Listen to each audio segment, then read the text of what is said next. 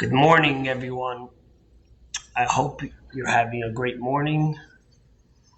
This is usually the time when I give a Dvar Torah. Every day we try, or every second day, to give a Dvar Torah, a Torah thought for the week. But today I choose a Dvar Torah that speaks to the pain that many of us are feeling. Americans, as people that are blessed to live in the most amazing country in the world, a democracy, a country that is always on the charitable end, giving and caring for others. We were all appalled by what happened yesterday in the Capitol when hoodlums and terrorists stormed the Capitol, the beacon of light to the world, of democracy, of freedom, in the most vicious way. And the truth is that this has been going on since after the election. We're a country of democracy. We have elections, and we choose leaders by those elections.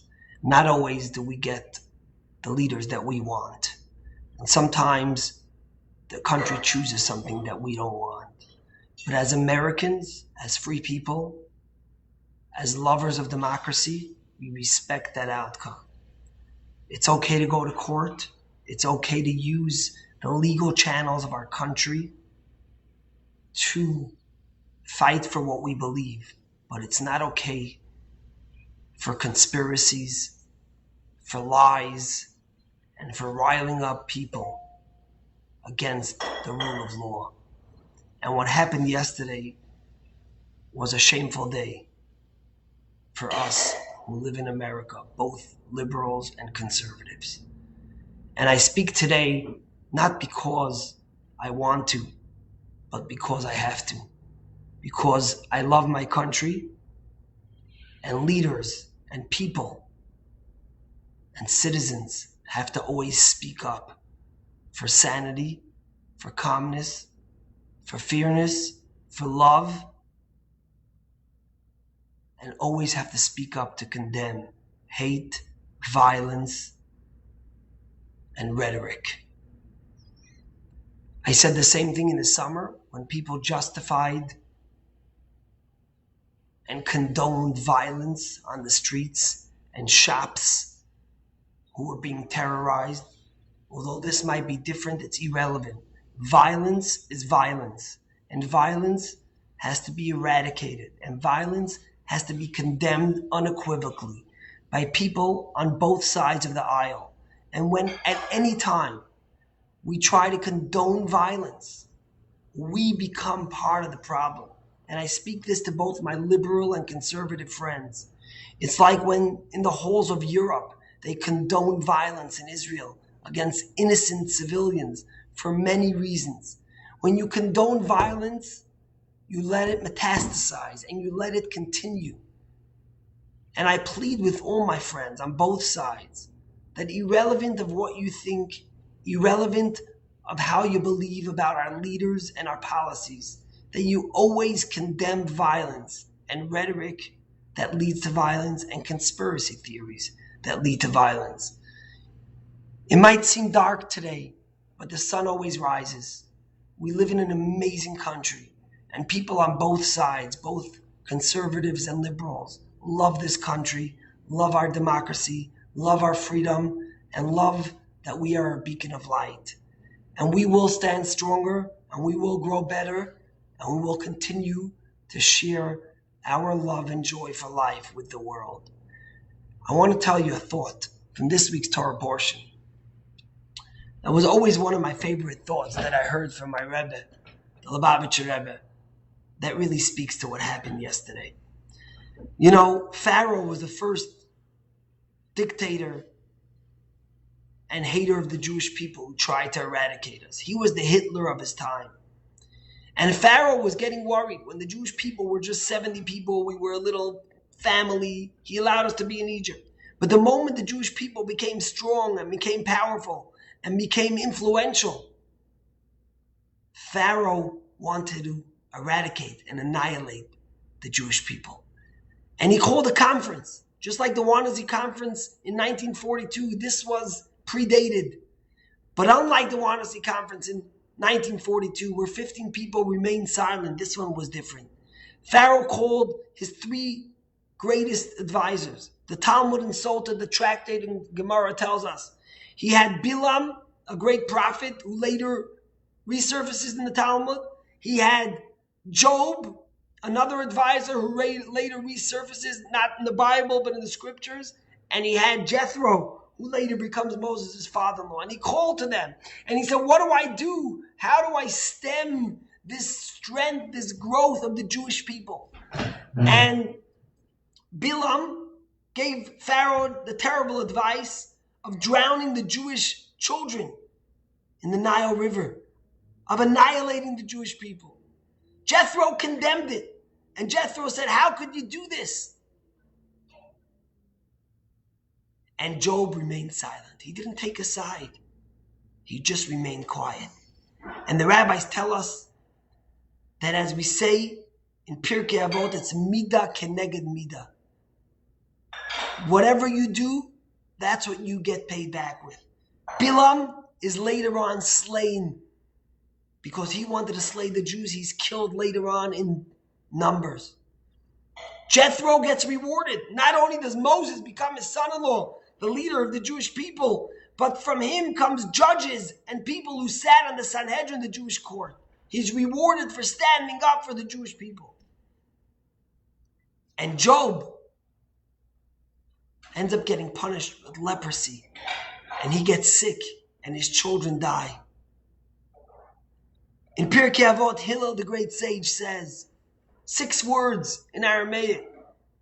The rabbis say that he was walking and he saw in the river, he saw in the ocean, a skull was floating. And he said, Al da'at fuich m'tay fuich, v'sayt m'tay fuich yitufun.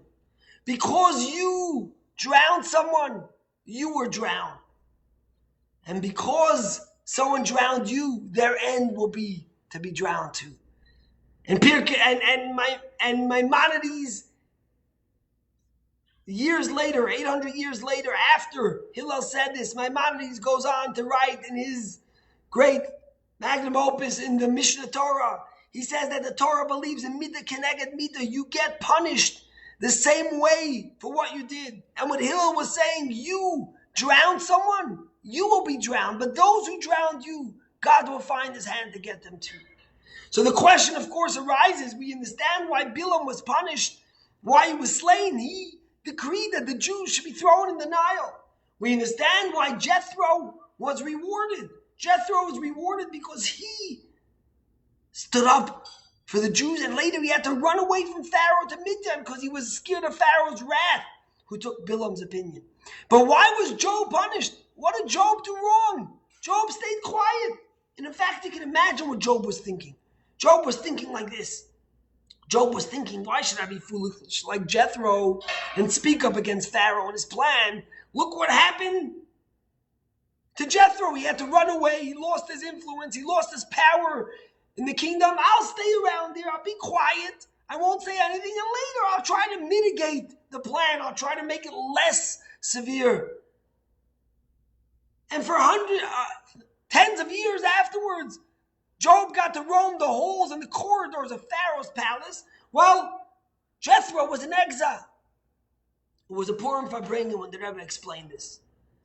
And the Rebbe said, and these are the words, the Rebbe said that Job was silent because he was more worried about his power than what was right.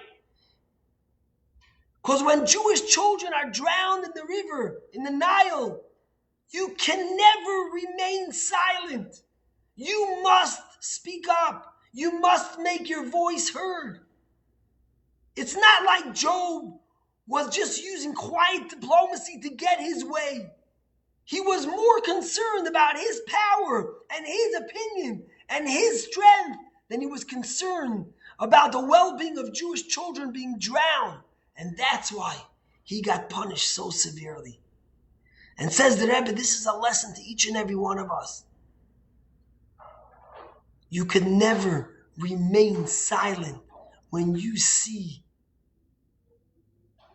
terror, when you see tyranny, when you see madness.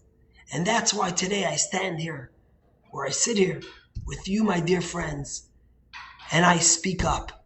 And I ask each and every one of you to speak up for democracy, to speak up for love, to speak up for harmony, to speak up for unity, to speak up against terror, against conspiracy, against violence on any side and every side. I might have different opinions than President-elect Joe Biden. I might be super concerned about the senator elected from Georgia, who I think has anti-Israel bias. And I will work diplomacy like everyone else to stand up for Israel, to stand up for our principles, to stand up for what we believe in. And we will condemn those things that we think are wrong.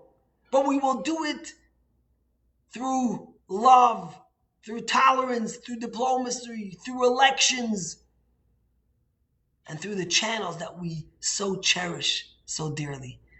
This is not Russia. This is not China. We have the right to speak up. We have the right to demonstrate. But we don't have the right for violence. We don't have the right for being a demagogue.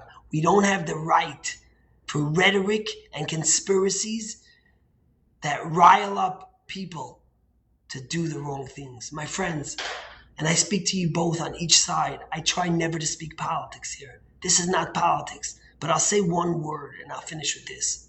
I know many of you might use this to pull more to your side, so to speak, and to say, I am this, and look, I'll prove you the whole time, and you all are deplorables, or vice versa. Remember this. Rhetoric is dangerous on both sides. And violence is inexcusable. I don't care the reason. We don't pull down statues without a court order because we choose. We don't storm the Capitol. We don't break and loot.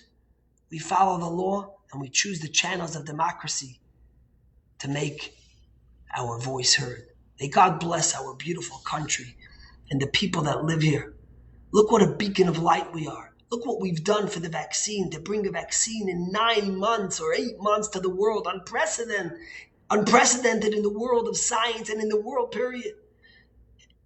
And we're saving the world in so many ways. Let's not get distracted. Let's remember our powers and the power of unity. Let's turn towards the center, not extremes on the right or the left. Let's embrace one country. In the Sim Shalom, in the end of our prayers, in Aleinu every day we say, on Namid every day we say, Barchenu Avinu Kulanu Ke'echad. Bless us, our Father, all as one. We are blessed when we unite. We are blessed when we come to the center and we embrace each other, when we stop the rhetoric, the hate, and the violence. God bless you. Have a great day. Have a good Shabbos, and we'll see you tomorrow.